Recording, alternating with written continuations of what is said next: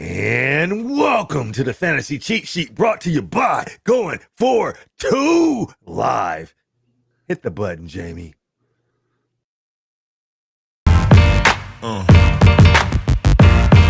Yeah. Yeah.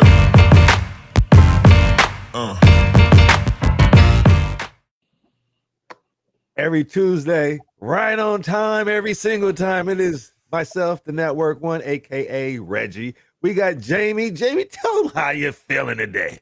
Yeah, what's up, guys? Just about ready to knock out this other show here, and then we're gonna do our bold prediction show next week. I can't wait for that one. I hear that one's fired. J and J. We go throw it to Jordan. What up, my mans? How's it going? How you feeling? Man, I'm doing good, man. It's getting to that point where we're about to start doing a bunch of redraft leagues, so I'm excited about it. But first, ready to finish up these division previews so we can, like Jamie said, get to bowl predictions next week. Getting closer and closer to the regular season, so I'm excited. Yeah, it's taken me a while this time around to get to my redraft portion, and then at the last minute, I like to do a little bit of guillotine leagues. I don't know if you guys we'll probably get to that one of the upcoming weeks. What do you guys do closer to the draft? But switching off from Dynasty and getting a redraft is a whole nother world. I've realized, and people say, how many leagues you're in? And be like, I'm in 30 plus leagues. They're like, how can you ever be in that many leagues? I can do that. What I can't do is switch from Dynasty brain to redraft brain and back to Dynasty brain. It's just something I can't do. Like some people can't walk and chew gum. You know what I mean? So I know my limitations. I know for sure. What is something that you can't do? Okay, you guys good at that? Yeah, well, I drafted a league the other day, and they reviewed it on the show. I thought my team was awesome. They gave it like a B+. Well, one guy in the chat was like, "This would make an awesome Dynasty team." I look at it, I'm like, "Oh shit, I'm still in that Dynasty mode, I guess." Yeah, for me, it's a little different because, man, all I ever played for the longest was redraft. So I've been like a redraft guy up until like the last 2 years. I really started getting Dynasty hard. So it's an easier transition for me. I feel like I think it's harder to go from Dynasty to redraft than redraft to Dynasty for whatever reason. Maybe that's just because I'm doing it, but I think it's a little easier transition. But it is difficult sometimes. I get caught up thinking about values and stuff, and I'm like, nah, that is not the same. Yeah. Okay, I'm not alone. I got the guys with me. Y'all feel my pain right now. But it's all fun. What news we have today? We don't have much, so we'll go around the horn and y'all tell me what y'all heard around the league. And I think the biggest news we've heard is Pittsburgh Steelers running back extraordinaire 1A, 1B, however you want to call it. Jaylen Warren has a what is that? A hammy? A hamstring? Yeah. It's one of those things where we're getting real close now to the season. So these injuries that are happening now, you got to start worrying about them. They're saying it's possible and maybe even unlikely he may miss week 1. Could be longer. We don't know. I think that obviously helps Najee Harris if Warren does indeed miss some time. But the way that this Steelers offense has looked so far this preseason, you can't move Harris up too much higher if you do rankings or anything like that, just because the offense looks pretty bad right now. But obviously more opportunities for him, so that'll kind of boost his value. True. What about you, Jamie? You heard anything out there in them streets? The only thing I heard was that Minshew is now named starter, and I don't know how that's going to affect any. Like I predicted it anyway, but if anything, it probably helps Adams. I hope so, man. When you look at what Pittman did last year, a lot of targets, a lot of volume, not a lot of touchdowns. He's never really been a big touchdown guy, Pittman, that is. But, Adams is a touchdown guy. I don't think he'll get 10, but I think he may get 7, 8 if Minshew remains the star. Who's to say he'll even keep the job? But, Aiden O'Connell had a chance, kind of lost it with that pick 6, I would assume, in preseason. So now turn it over to Minshew. I like Adams. You don't have to draft him too high. I like where he's going, but I'm interested to see how the offense looks with Minshew. Me too. I think I can't say either one of them played lights out, but Minshew is go all let it all hang out. Like he just go, man, play like he ain't supposed to be here anyway. Yep. And he don't care. He's just and that's probably going to work out better for the Raiders. We will see. What I did hear, and from a source that I wish I had credible, that we may be getting back Gibbs next week. Yep. I don't know if you guys heard that when we had talked prior to the show. I did hear Gibbs will be coming back to practice next week. Yes, there. I read somewhere that it's pretty certain that he'll be ready for week 1. So that was one of those injuries we were kind of worried about a couple of weeks ago, but obviously now he's going to be ready to go. So that'll be good for Detroit and everybody who was drafting him in the first 2 rounds. Okay. Any other news you guys want to bring up? Anything during the preseason that caught your eye? I've been hearing a lot about, obviously, Jaden Daniels and how he's looked. They named him the starter officially, but I mean, we all knew that that was going to happen. So, I think he's going to move this offense forward, man. I'm interested, LSU guy, but I'm interested to see how Terry McLaurin looks. I'm hoping for big things for him in the passing game in general. And we're going to talk a little bit more about the running game later on in the show. But as far as the passing game, I like Daniels. They drafted him number 2 overall, so you knew he was going to start. But they've just been excited about him this preseason. Jamie? I did notice one of the guys I brought up before on the show is like a deep sleeper for the Cowboys, Ryan Flournoy. He actually looked pretty dang good. I don't know if you guys seen his clips, but he could emerge as the number 3 in that offense. I don't even know if it's on the show sheet. I don't think so. This person, did you guys see Tolbert anywhere? Did you see a Tolbert sighting? Did he catch or do anything? I don't know. I haven't noticed him. Yeah. There's a couple of people maybe towards the end where I got to ask, okay, is it time to drop this person? But let's get going. Let's reintroduce the topic for tonight is the AFC and NFC East, the preview show. Jamie, why don't you lead us off with your first cheat of the week? All right, so I'm doing the Patriots here. There's a quarterback on the Patriots that is worth drafting for fantasy football. And no, it is not the starter, Mr. Jacoby Brissett. Oh, it's Drake May because, I mean, like the Pats are going to be so bad this year. There's no reason for them just to stick with Brissett all season long as a starter. They're going to have to get this rookie some reps so he can feel more comfortable when he runs that offense next year. Like let May get familiar with the offense, the playbook, at least half the season. So like if you're in a super flex league, just draft him late. People aren't even drafting him right now. Put him on the end of your bench. When he does start, like he's got that rushing upside. We saw it in the preseason. He scored a rushing touchdown. So just late in super flex. Don't make him a priority. Just when he falls to you, grab him, pick him up, because I think he is going to be starting sooner than later. Brissett, he's good for 13, 14 points a game. I don't want that in my super flex. I'd rather play an upside guy that's going to possibly get me like 20 points, So what do you guys think? Yeah, you shocked me there when you said it was next draft. I'm not gonna lie to you, but yeah, I agree, man. Drake May is obviously the quarterback that you want to get. He has the upside, but the Patriots is gonna, like you said, they're gonna be so bad. I wonder if it's gonna be like a Mac Jones type of situation, at least in year 1, where like you have a guy who can be productive, but just everything's falling apart around him that he's just not able to be productive enough. And I don't want I'm not gonna be taking him even in Superflex. I'm gonna have to see somebody else go through those warts and see, first of all, when he's gonna become the starter, and then second of all, when he does become a starter, can he get anything out of these weapons in his offense? But if I'm gonna draft one, it's gonna be him, but I'm trying to stay away as much as possible.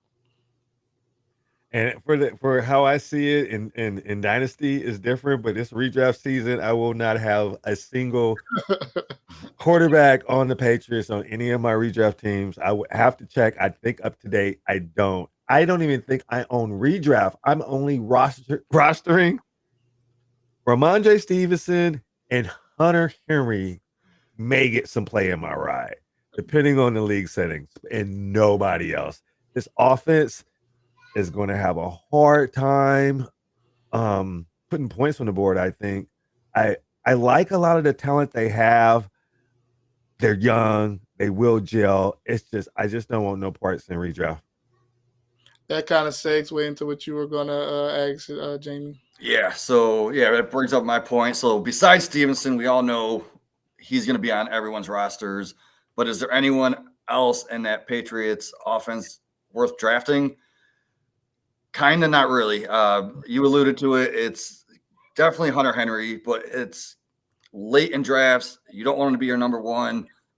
Get him as your second tight end and redraft. But if it's like best ball, I'd feel comfortable as like a second or third tight end. But you got to remember, he has Van Pelt this year. Mm-hmm. And he helped Njoku last year take a step forward. I believe Njoku got like 120 some targets. I'm not saying Hunter Henry is going to get 120 targets, but I mean, Brissett does need a reliable veteran to throw the ball to because their team's full of rookie receivers, right? So I can see close to 100. So that might put him at like a low end tight end one some weeks.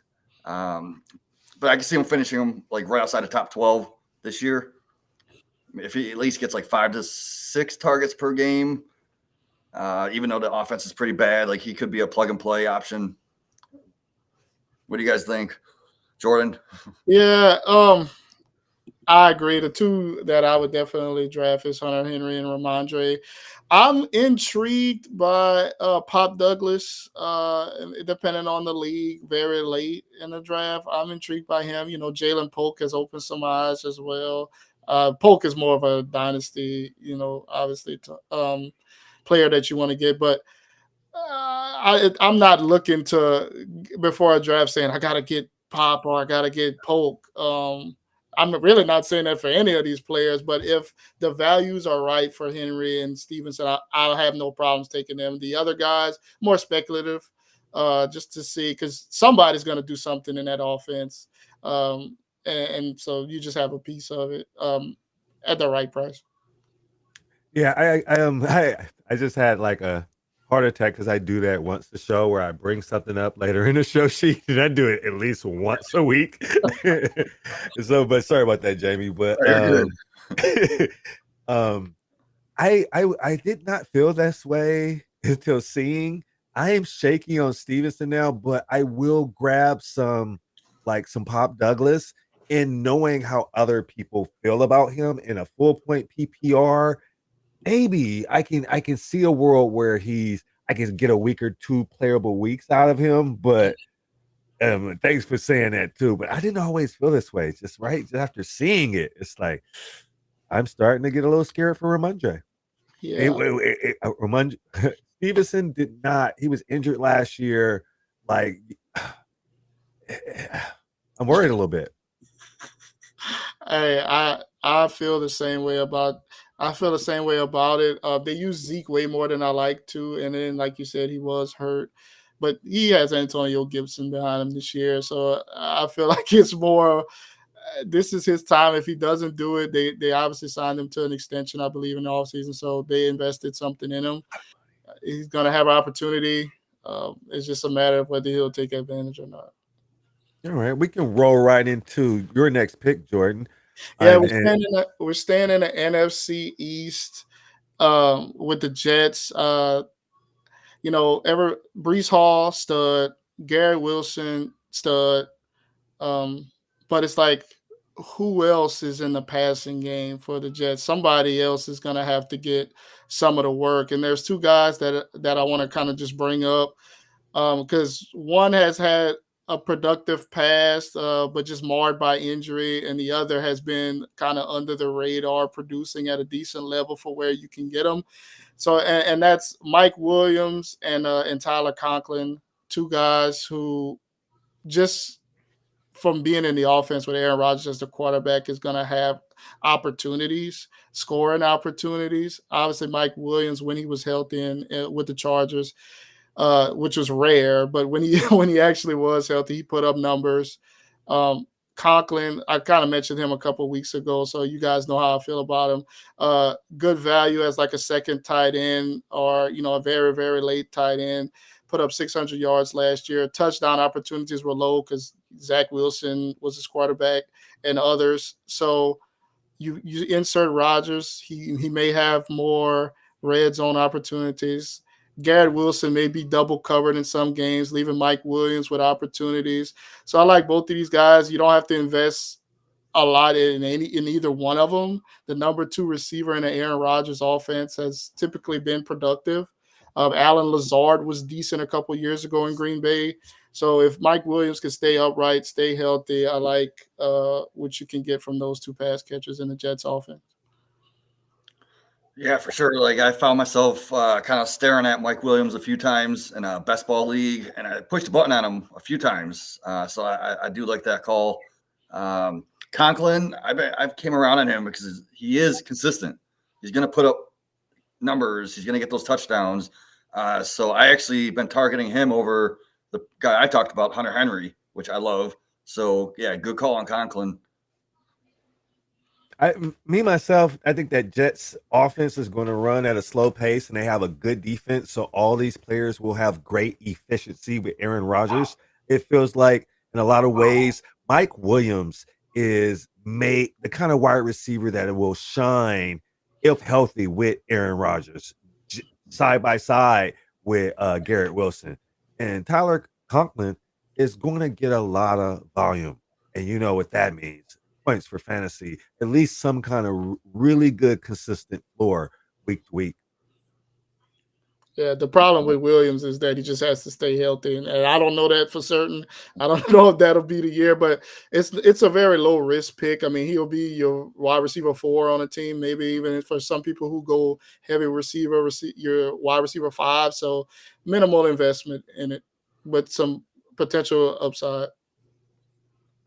Yeah, that upside, the door that would swing if he's him and gives you 15 games, can put you in a driver's seat, can get you in a bye situation come championship, come playoffs, where you're getting him at. Like, if you can hit Mike Williams is Mike Williams, man.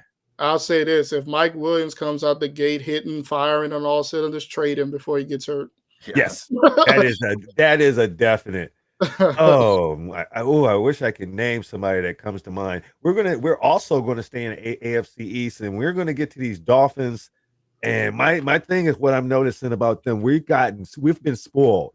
Like we're able to have 2,000-yard receivers with Jalen Waddle and Tyreek Hill, and they'll both be serviceable. But now there's a new sheriff in town, a new tight end, and Jonnu Smith, and he's looking good in this offense. I think even last year there was times where I was able to get away with playing Darren Smythe, where he did what he did a couple of weeks and got me by like a Kalen Granson from the Colts. I was able to get by playing him. Imagine what Jonnu Smith can do with the maybe limited amount of opportunities, but we just have to remember the offense that he's playing with and alongside with Tyreek Hill, Jalen Waddle, Devin A-Chain, Raheem Mostert, Jalen Wright. All these are track stars. All they're going to spread the fill out.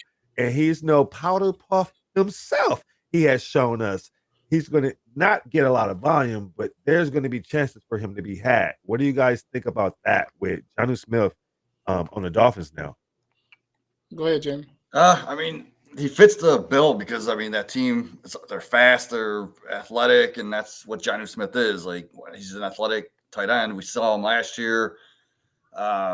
He was getting more points than Kyle Pitts on a weekly basis.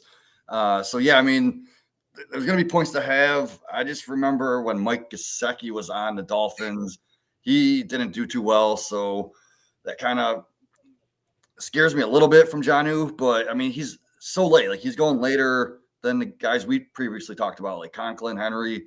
I found I could probably say I got at least like 15% share in my leagues of Jonnu Smith because I'm getting him so late.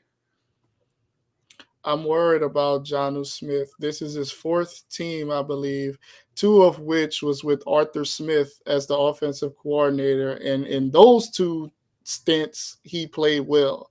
The Patriots, not so much. And then here we are in Miami. But like you guys said, he's definitely he fits the athletic profile of it.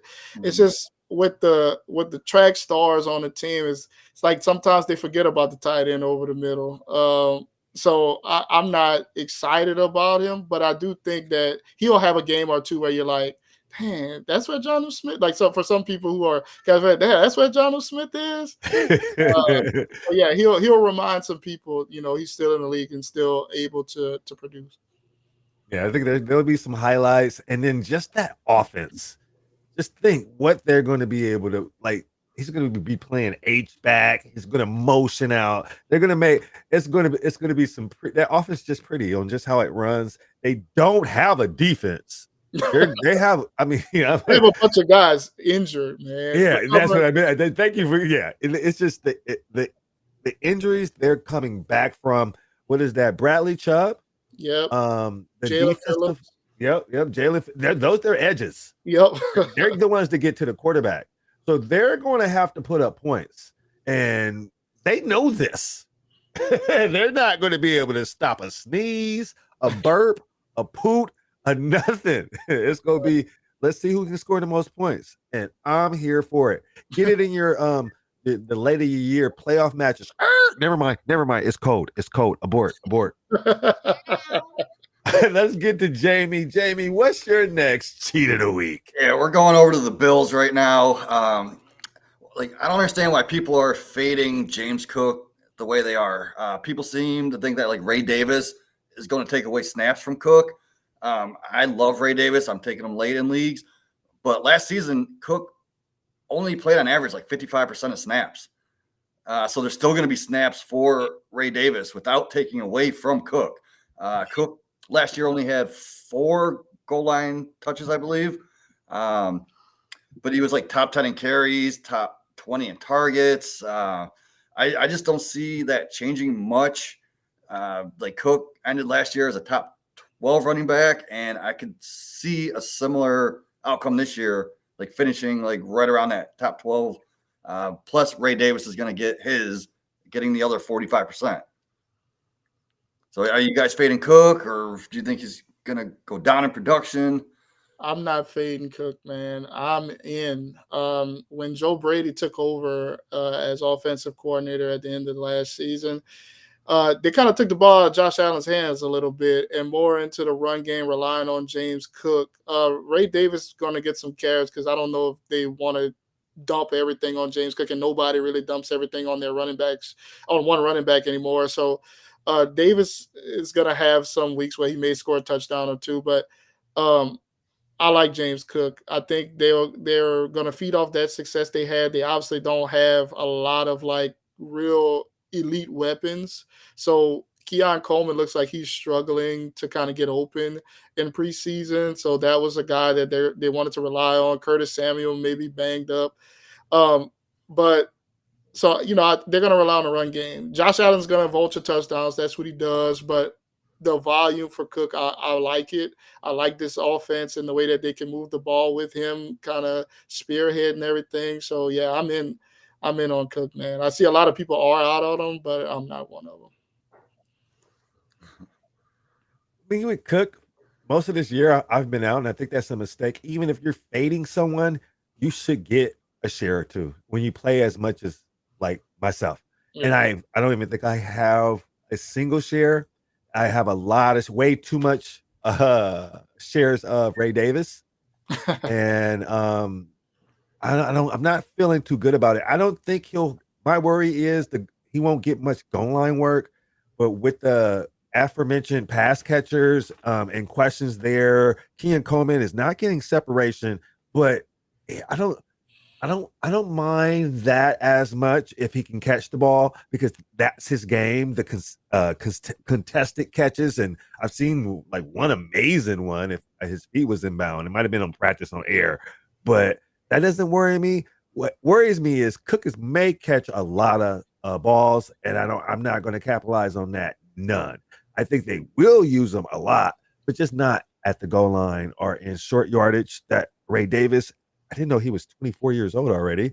So that's making me give a little doubt. But Ty Johnson, I believe isn't he on the Bills? Yes. He's banged up a little bit too. So I wish I would have got a little bit more. But I'm one of those people, why are we fading Cooks? I'm shaming myself. I am one of them. I got a quick either or with James Cook for you guys. So right now he's at RB13. Would you rather have Cook or Rashad White? That's a good question. Off the top of my head, I'm thinking Rashad White. What about and you? I won't Cook because I have a lot of Rashad White. All right, two more. Cook or Mixon? Oh, Mixon. Give me Mixon. Okay. I think I'm mixing. All right. And then Cook or Kamara? Oh, Cook. Yeah, Cook. give me Cook. Cook. Okay. Hey, Kyle. We got Kyle in the chat. What's up, Kyle? If you guys didn't see it, Kyle, we did a show last night on Going for2, interviewed Kyle. It was a great show. I recommend checking it out. It's the press coverage. I may have popped in for a second. Mm-hmm. Yeah. I was there for a second.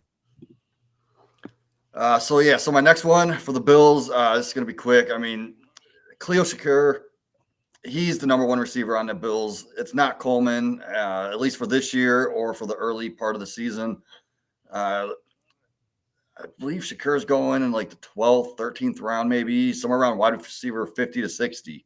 Like, that's insane because he is the only receiver on this team that has caught a pass from Josh Allen in an actual game. So if you're looking late for a flex play, I think Shakir is going to be a great option to play on a weekly basis. Yeah, for sure. He is going at that. You hit it right on the head. Wide receiver 50. Curtis Samuel is at 51. So they're, and then Keon Coleman's at 45. So they're all kind of like in a 7-spot range or something like that. But it's just the familiarity, I feel like, with Josh Allen, with the offense is what kind of, to me, from the start, had me favoring Shakir. I like Keon Coleman's athletic build, his athleticism in general. But right now, if it's not a contested catch, I don't know how much he's going to produce. But just the rapport with Josh Allen and those things is what kind of has me in the Shakir camp. I have a lot of shares of him. Same. Yeah, I'm saying I have so much. And I was hearing Mac Hollins was playing more than him on the outside. Keon Coleman was on the outside. And before Curtis Samuel's injury was playing slot, and Shakir was going to play slot. And that worries me. Like, if Shakir is not only playing in the slot and is sharing that role with Curtis Samuels, I cannot remember if Samuel has the ability to win and succeed on the outside. So that's a traffic jam I will be watching for and seeing if I can confirm that's how they're doing in the personnel. Because we have to remember Dalton Kincaid is on this team. Yeah. And so is Knox. So, so they may be deploying Dalton Kincaid in the slot some. Yeah. That is a possibility. And then what happens? So I'm a little worried with how this is all going to play out, because I have a lot of Samuels, I got a lot of Shakir, and no Dalton and no Keon Coleman. Oh, but I hear Mac Hollins, he might be a thorn. We're not even worried about him, but could he play a role? Mac Hollins is weird. He doesn't even wear, like, he walks barefoot on the grass all the time. He's weird. I don't know. He's always just been that guy who's there, catch a touchdown here or there, but just aggravated, like you said, a thorn. Yeah. We'll see. We'll revisit this in season, because This is getting who's the number one, and then an Yeah. injury. How they deploy this team is going to be interesting. We're gonna find out really early who Josh Allen trusts, and then we'll go from there with it. For mine, we're gonna move over to the NFC East, and mine's gonna be short and sweet. Jake Ferguson, I'm high on going into this year. It's not just because CeeDee Lamb is dealing with contract issues. It's just because he's in a prime position to kind of be that second guy. I know Brandon Cooks is still there. He's the second receiver, but I can see Ferguson stepping into that second pass catching role, the number 2 role on the offense with Dak slinging the ball all around. Like we mentioned last week, the run game is going to be suspect, so they're going to rely a lot more on the pass game. And Ferguson's there, a trusted target, red zone threat. All those things. I'm expecting big things from him this year. And he's like, I think, tied in 9 or 10 or something like that. But like he's behind, I think, like Njoku, who I like, but I'd rather have Ferguson over Njoku and Evan Ingram and maybe even Kyle Pitts as well. But yeah, I'm high on him this year. What do you guys think about Jake Ferguson? Yeah, no, if I miss out on like one of the top 6 guys that I target at tight end, I'll wait like 2-3 rounds and just get Ferguson. I was in a mock draft the other day on a podcast, and single quarterback, I forgot what round it was, but it was like a 2-round gap between where the other one went and where I got Ferguson. And they even brought that up. Like that's a steal for Ferguson. So that's definitely one of my targets if I do miss out on the top guy. You guys got to tell me this. How is he always there? Like, I'm in drafts, I'm like, oh, Ferguson's still here. He only scores fantasy points and tight end premiums. Like, why is he so disrespected? I'll tell you guys why, because that was just a little innuendo. I believe in a lot of ways, and this is my mic, drop the mic, FF, if you're watching this, I'm doing my impersonation. I believe in a lot of ways, Jake Ferguson is just a guy. He is a product of this offense. You can put Encho Mama at tight end. Oh, I hope they don't get me in trouble. And she is going to do well. I'm a huge fan of Luke Schoonmaker. I can't talk today. I'm in trouble. But I just think whoever has that role is going to succeed next to Dak and in that offense. So he is a value. This is a great call. I don't know why I always kind of just, it's one of those potholes I call myself stepping over. But if I look close, it might be a $20 bill on the ground. I'm just blocking. I don't know why. He's always there. I've passed him up, and you're right. Value is what we talk about. Cheat sheets is why we here. And Jake Ferguson is a hell of a value for what you're able to get out of him. And what else do we want?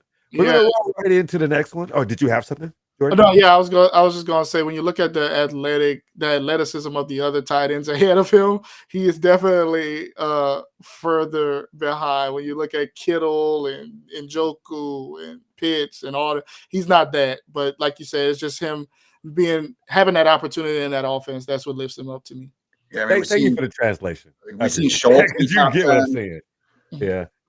What's that, Jamie? We've seen Dalton Schultz be a top 10 guy. Plug in Ferguson, top 10. Like, it doesn't matter who the tight end is, they're going to be top 10. And right now, what was it, Jason Witten? I don't know if that's what gets me into that mind. Like, anybody that has that job is going to do well. Yeah, because that's take the gimme, take the layup. Why don't I just take the layup? Thank you guys. We'll roll into a rival, and we're going into the Philadelphia Eagles. And this time of year, us as fantasy football players, and this is mostly for Dynasty, this take right here, we make critical mistakes. Like, you can have this player, you draft him in your rookie draft, and it is just you don't have a Cameron mini camp. You're not hearing anything about this player. You had high hopes. Is it time to drop Ainias Smith, the wide receiver for the Eagles, rookie wide receiver? And I'm hearing a lot about Johnny Wilson. I'm hearing a lot about Will Shipley, but I ain't heard that Jack Dooley do about Anais Smith? Is it time to drop him? I mean, you shouldn't have been draft him anyway, honestly. I think we talked about this on a previous show months ago, but the slot receiver for the Eagles, they don't put up points. It's going to be Devonta Smith. It's going to be A.J. Brown and tight end and the backfield. So, I mean, you could throw in Paris Campbell in there too. Like, I haven't heard anything about Paris Campbell. But, yeah, Johnny Wilson, he's more of that big body tight end type guy. That's what they did use in the slot last year, I believe. Who was that old guy that they brought in? Julio Jones, yeah. So I thought they were going to convert back to like the small body receiver like the Smith or the Paris Campbell, but I guess Johnny Wilson could fit that bill, but I'm not interested in fantasy football for the third receiver on that team. I agree 100%. Mm-hmm. So it's time to drop him. It's one of those things that we get at this time of year. I'm trying to like determine my taxis. And I just know I'm like, oh, I can go get this guy and throw him on my taxi, or I can move this guy down and get a vet. I'll go get Johnny Wilson, put him on my taxi. Let me get you out of here. Right. You can probably drop him, and then if you hear some stuff, probably pick it back up because nobody's running to grab him. Right. Okay. Kyle said Paris Campbell is this year's Julio Jones, I guess. A talented player, like old, but that's it. The production he had last year, I think he had like 114 catches. That got to be wrong, but he had an enormous amount of catches. I looked at his profile as a smaller wide receiver. I thought he would at least make some rumblings, but I guess I can say the same about Malik Washington. I have some other players, some sleepers I'm holding on that I'm finna start excavating off the bottom of my taxi squad and putting players in the taxi spots because maybe I have 2 years eligibility and I'll dump somebody else there. But I just wanted to touch on that. Jamie, you want to run that underdog? Yeah, let's do the underdog. Let me pull up the QR code. There we go, right there.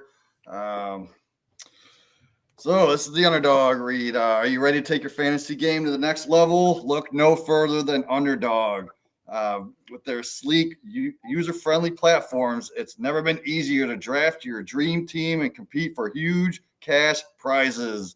And the best part, when you sign up today and use promo code GF2, Underdog will match your first deposit up to $250 bonus bucks. That's right. You can have an extra $250 to draft with, win your leagues, cash it out next year, and then go buy yourself something big. So don't wait. Head to the Underdog, use promo code GF2, and start drafting today. GF2. Go get it, y'all.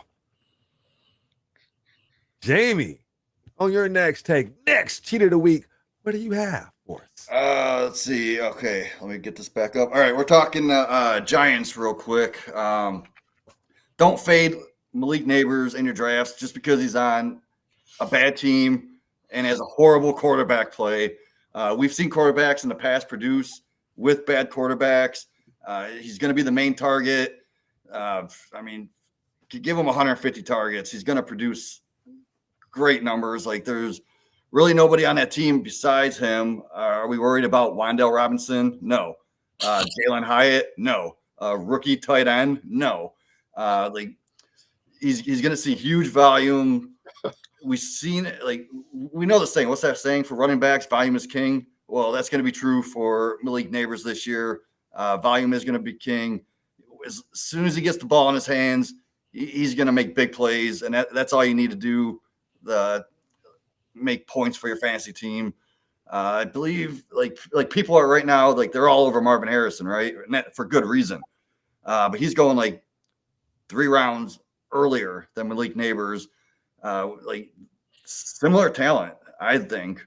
But like I'm comfortable taking Neighbors somewhere around like the 4th round, early 4th. If he falls any farther than that, like I'm smashing that button on him, and I'm just going to throw him in my lineup every single week, and I'm going to enjoy those points. Jordan, like, what's your stance on Neighbors for redraft? So Reggie came and admitted that, shame on him for fading James Cook as much as he has. So I'm going to do the same thing, and shame on me for fading Malik Neighbors, because I've been, especially in redraft, obviously, like I've been doing that, man. I can't.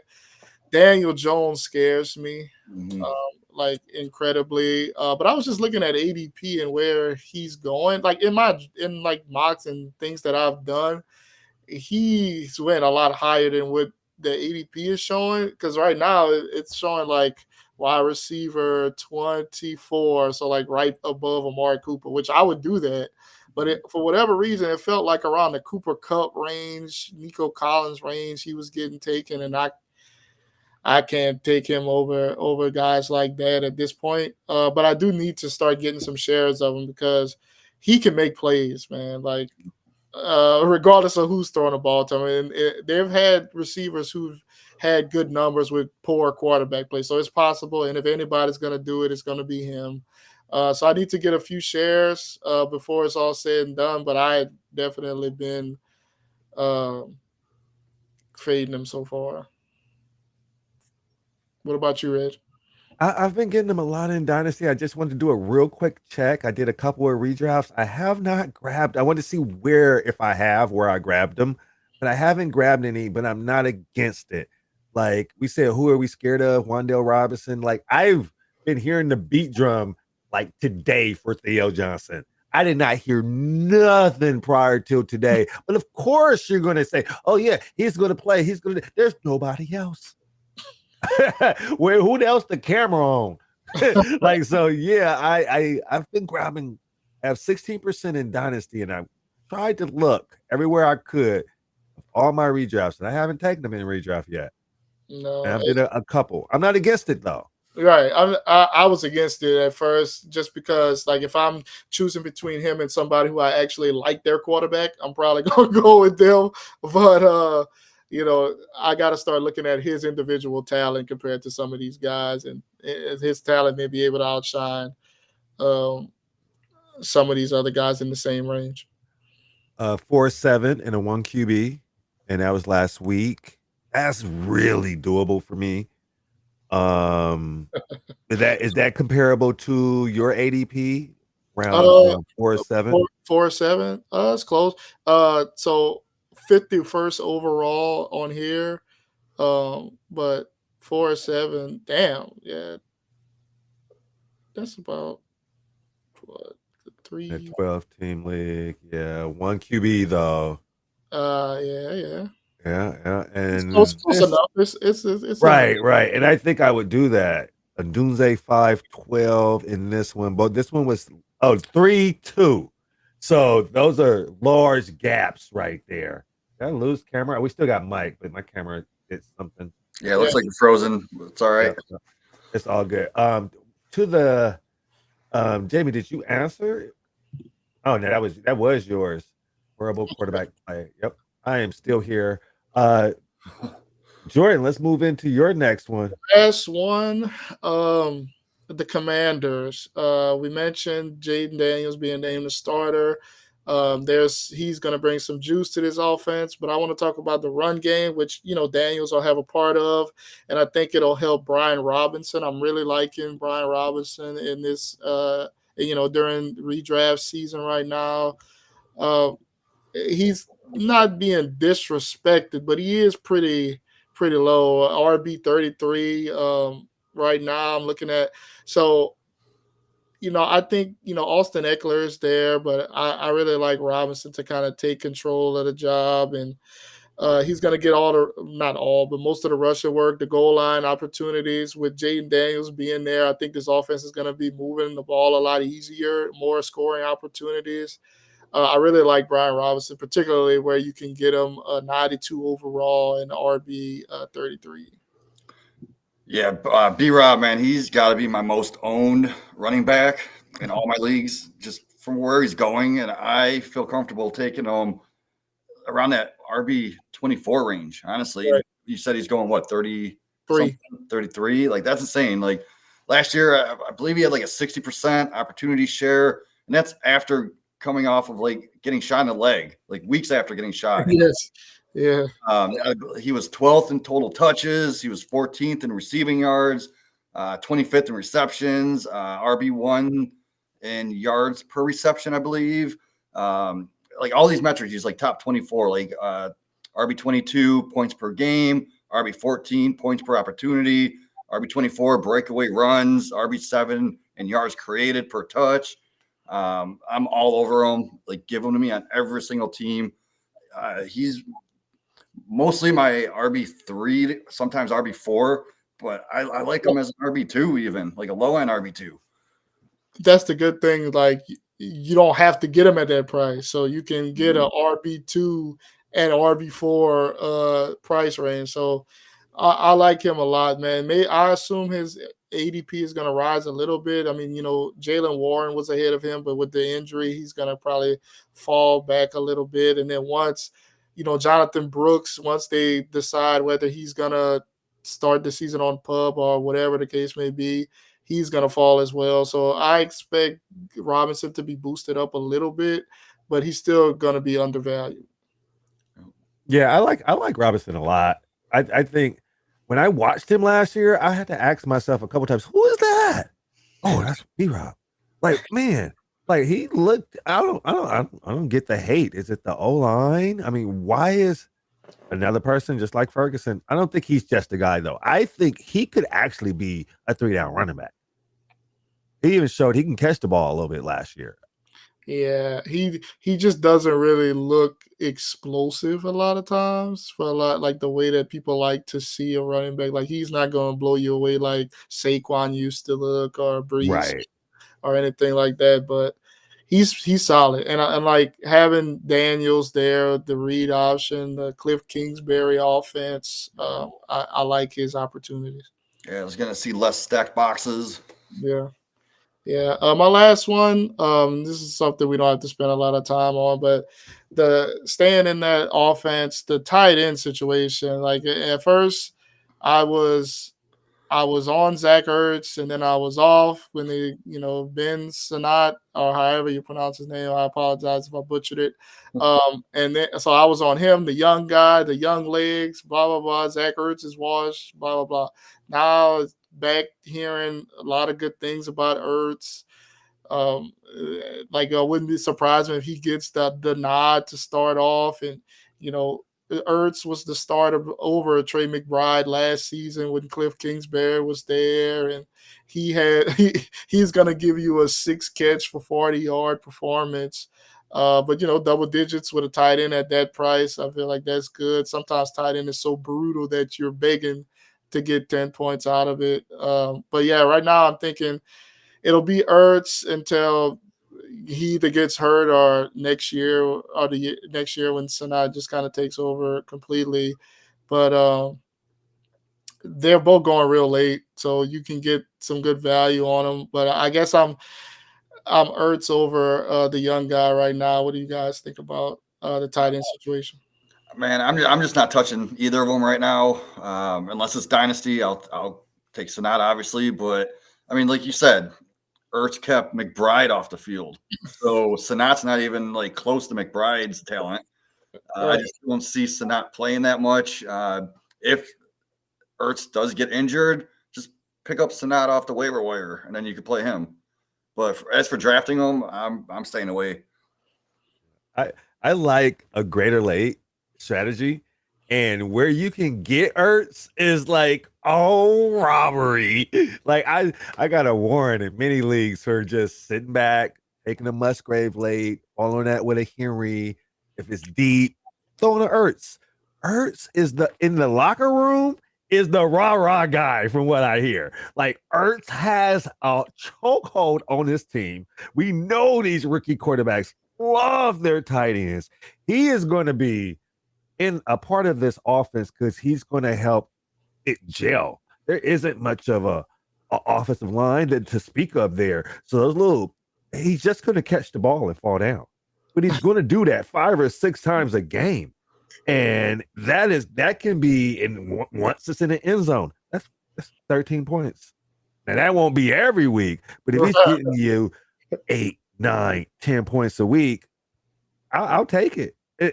it's tight end premium. Do the math. I love this take. Good bonus take. Yeah, I like what Kyle said too. Like Ertz is the perfect tight end if you want to punt tight end and just draft a guy with the last round. Or check it out. Cheat of the week. Grab Hawk if he falls past the 6. Grab Ertz late. Take the Ertz and see what Hawk gives you. Seen go like past round 10, 11. I've gotten him not in the 9th round. I haven't seen him go past the 9th, but I have been getting Hawk in Dynasty in 6th, 7th, 8th. Oh, 9th. Dynasty, yeah. No, redraft is going a little bit later. Oh, yeah.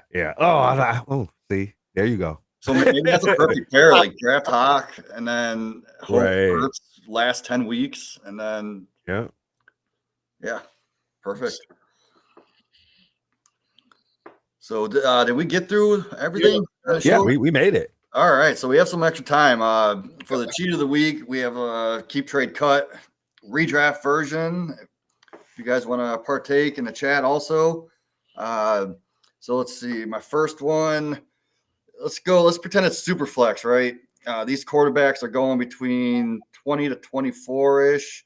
So we got Stafford, Aaron Rodgers, and Geno Smith. Keep one, trade one, and cut one.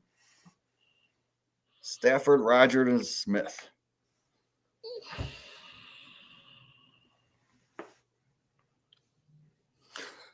I tried to make this hard. I'm gonna go first if that's all right, Reg. That's good. That's good. I'll keep Stafford. I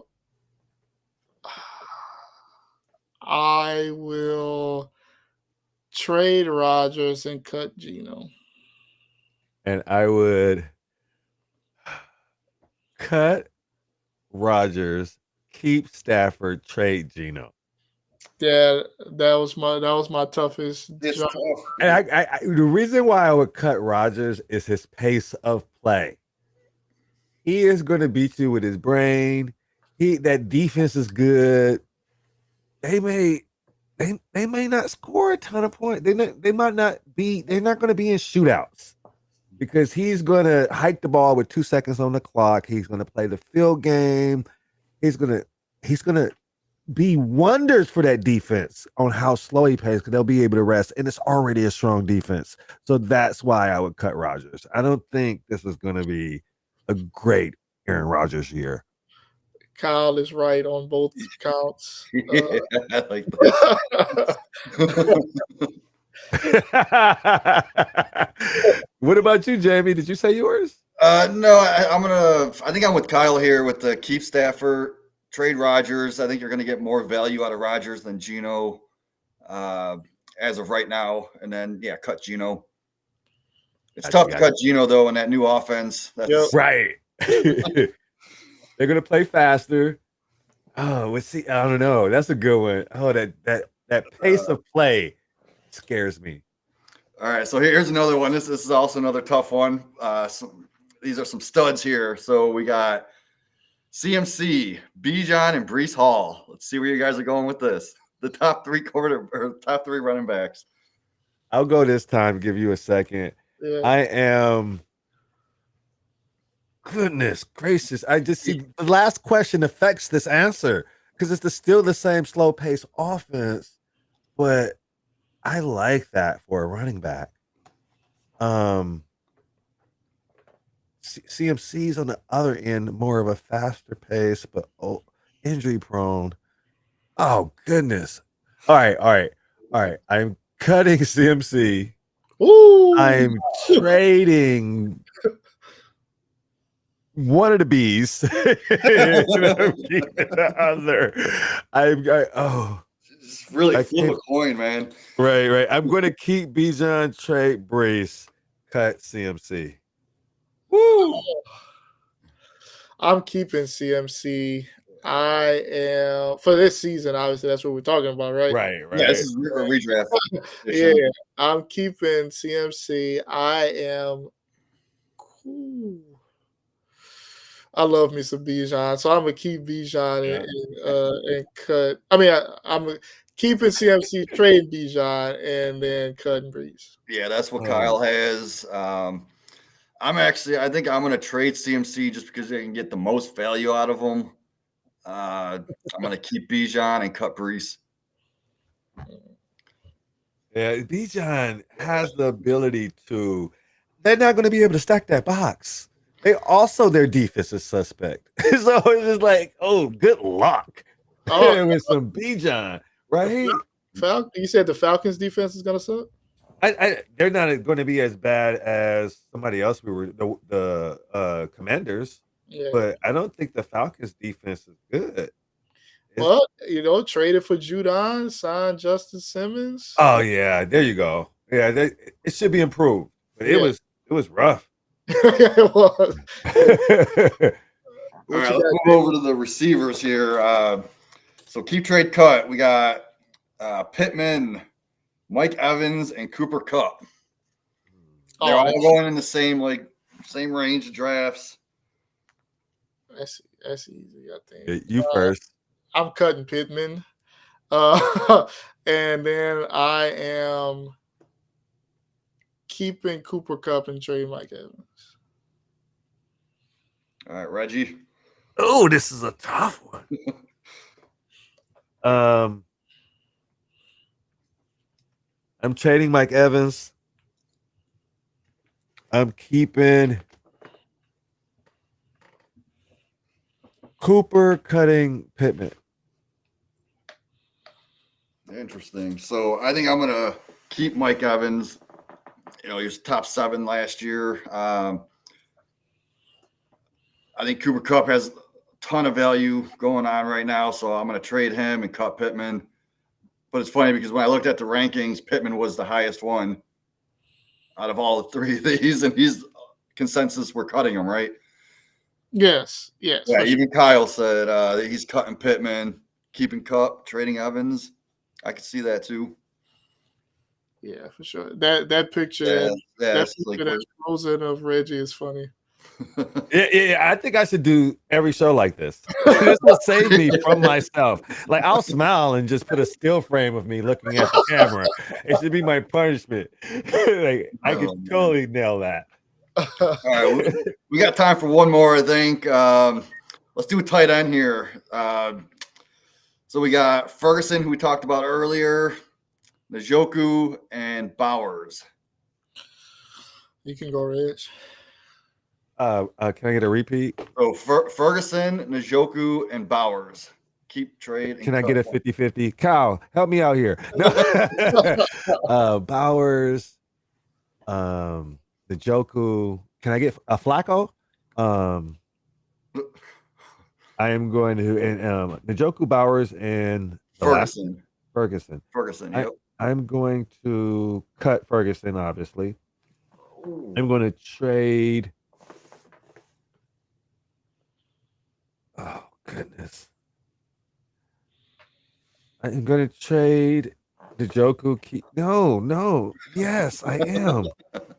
I'm going to trade Njoku, keep Bowers.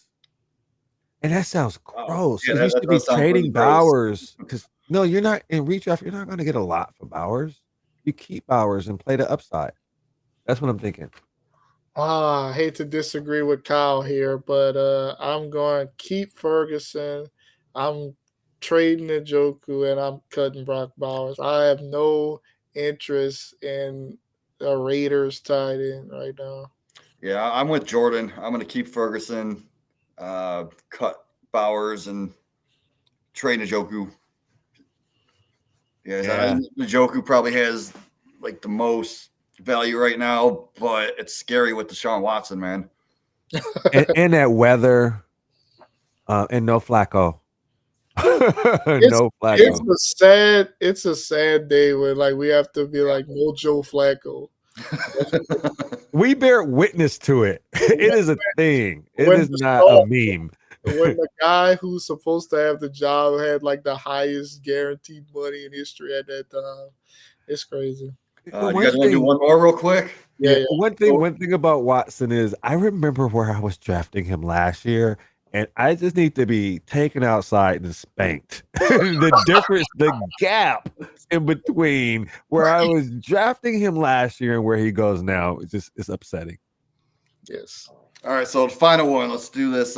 James Conner, Najee Harris, and Montgomery.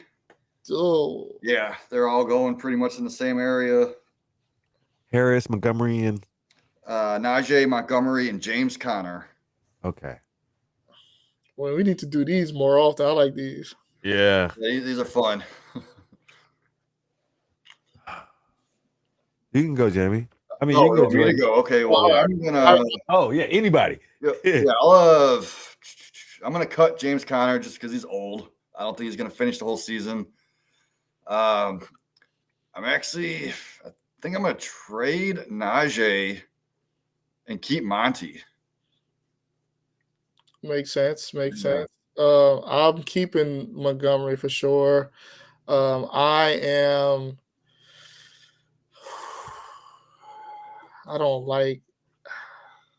I'm in on Connor, so I'm gonna trade Connor and I'm cutting Najee. This is a hard one, man. They're They're all hard. They're all freaking hard because I am I'm going talking about to. Kyle. We back. We back. I am going to cut Najee, trade Demont, and I am going to keep James Conner. He was able to do what he did last year in that offense without a Murray, without a Harrison. Like, I just think, and I think they got some help on that O-line. It may be the last hoorah, but if this is redraft, give me Connor in that I can see offense. that. I mean, you'll get a good 9-10 games out of him before he gets injured, right? What did he play last year? Didn't he play like 15? 14? I think he played 13. Oh, damn. I was close. Give it to me. Make it towards the end. Even Kyle said like Montgomery could be a good trade because he does have the most value. Yeah. I mean, it's true. Like I'd rather have Monty over all those. So Money is the safest. Would you agree? Money's safer than Najee. Money's safer than Connor. Yep. yeah. Yep. 100%.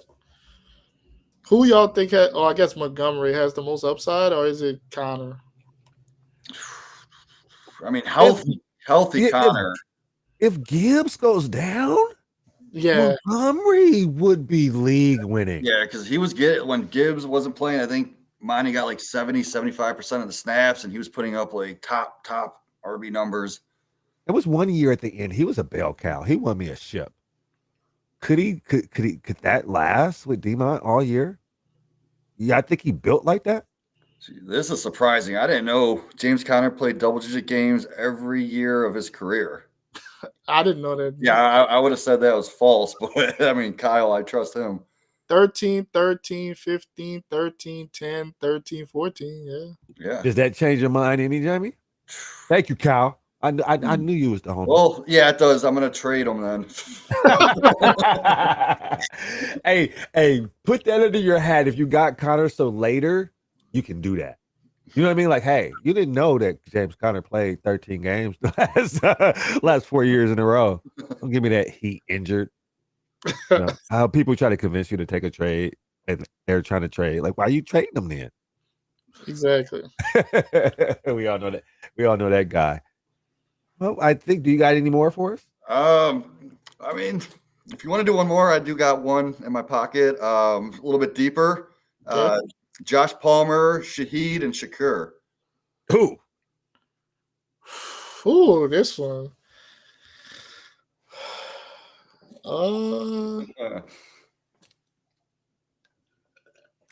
I'll go. I'm cutting Shakur. I'm trading Rasheed, and I'm keeping Palmer.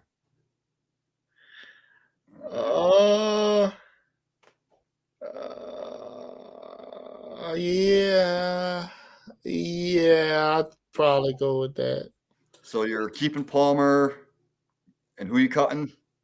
Wait, for this year, Shakur trading Rasheed. you know what? I'm keeping Shaheed. I'm trading Palmer, and I'm cutting Shakir. Is that because you think you'll get more for Palmer? Some people do believe Palmer can be That's just because, well, that and also I don't know what Justin Herbert's going to look like with those injuries. And Right. I think I'll get more for Shaheed, and yeah. Palmer is probably the only one that's the wide receiver one. I was like, wait a minute. I think I'm keeping Palmer. Yeah, He's the only one that we Palmer. know is the wide receiver one. Oh, well, I don't know if we know that, but we might as well say we know that. Oh, I didn't say that. I thought I whispered that. So we got Kyle. He's keeping Palmer, trading Shaheed, and cutting Shakur. Yeah, because I think you're going to get the most for Shaheed. Yeah. People are all on him. So I think that's what I'm going to do also. Nice. All right. Well, I think that'll do it for us, fellas.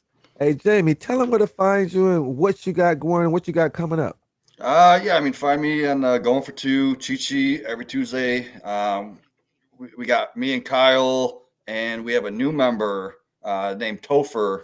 He's going to be doing Sunday morning Start Sit Show with us. You can also find some of my writing over at the Fancy Six Pack, a little dabbling in the IDP. And then don't forget, next week, do not miss our show. It's going to be the annual Bold Prediction Show. It's one of my favorite shows that we do all year. So make sure you tune in for that. And what about you, Jordan? Catch me here next week. Fantasy Cheat Sheet. Looking forward to that bold prediction show. I got to go in the lab and find some crazy stuff because I know you guys are going to come with it, so I got to be ready. Yeah, I kind of spilled all my beans on my boldness. I don't know where I'm going to get any from. We'll find scrape some together. But on the weekends, we'll be on Twitch. I've been broadcasting all our live fast drafts, and one of them we got 2 minutes per to pick, and another one there's 17 rounds. I think another one we have 1 minute per pick, so they're fast flying. I think Saturday is 9 a.m. draft start, and then 6 p.m. I have 2 drafts that day, and I have a draft Sunday. So we've been going live on Twitch, the network one, with our live drafts. And it's been a bunch of chaos. I've been doing so many slow drafts to get into a fast draft and really have to move. Yeah, it's been interesting to say the least. Awesome. And thank Kyle for being in the chat. You're always awesome. Yes, for sure, man. Yeah, get them redrafts in. We are only a couple of weeks away. We'll catch you next week.